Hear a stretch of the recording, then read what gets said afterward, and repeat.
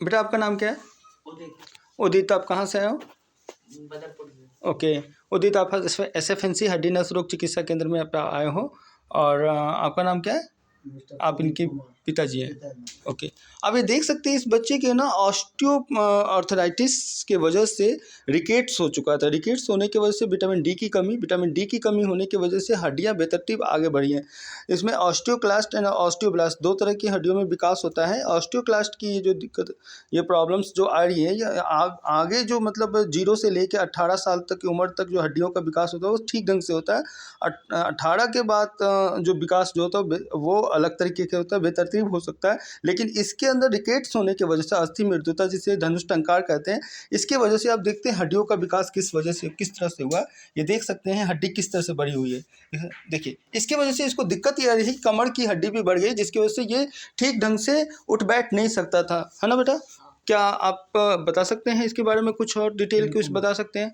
कोई डिटेल क्या क्या दिक्कत? हाँ, और दिक्कत क्या थी इसको, बच्चे को दिक्कत क्या हो रही है, प्रॉब्लम क्या हो रही है, आप बता सकते हैं? हमारे दर्शक जानना चाहेंगे। हाँ बताएं। यहाँ से जो हड्डी है नस दबी हुई है। हाँ हाँ हाँ, ये जो है और ये हड्डी ये वाली है। और ये ठीक ढंग से बैठ भी नहीं सकता था ठीक ढंग से। और दिक्कत बेटा आपको बहुत दर्द था ना? आज से 5 दिन पहले काफ़ी दर्द था ना बेटा?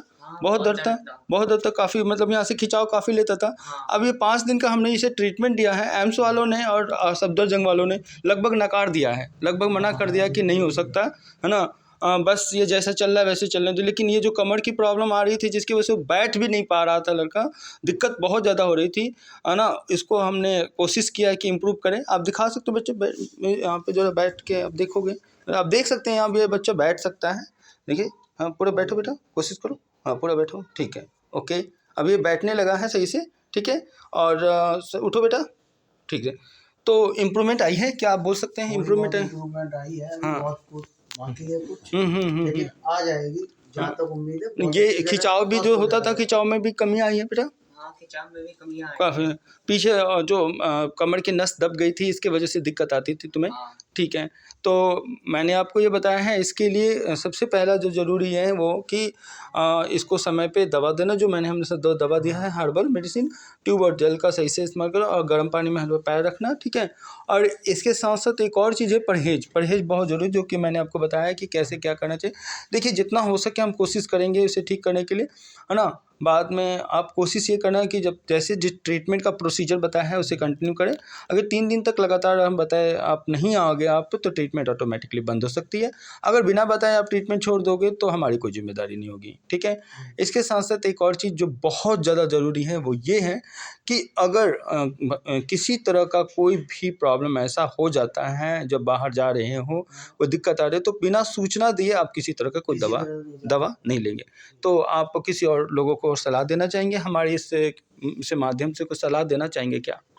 आप बताइए, कुछ सलाह देना चाहेंगे? बिल्कुल देना चाहेंगे। क्या सलाह देना चाहेंगे? कम से कम जो भी अच्छे इम्प्रूवमेंट मिले, कोई और भी लोग आए यहाँ। क्या दवाई खाते रहना चाहिए या रहना चाहिए? नहीं, मिनिमम की बात नहीं, इस तरह की क्या मतलब केवल दवाई खाते रहना चाहिए, क्या अच्छे न्यूरोलॉजिस्ट, अच्छे ऑर्थोपेडिक डॉक्टर से दिखाना चाहिए? बिल्कुल दिखाना चाहिए, ओके। ठीक है बेटा, आप कोशिश ये करो कि जो मैंने आपको बताया है वो आप ना समय पे आप उसका अप्लाई करो, और खाने पीने पे थोड़ा ध्यान दो, ठीक है। SFNC सेंटर पे आप आएँ और हमें ट्रीटमेंट में सहयोग दें। आगे उम्मीद है कि आप ट्रीटमेंट में सहयोग देंगे। बहुत बहुत धन्यवाद।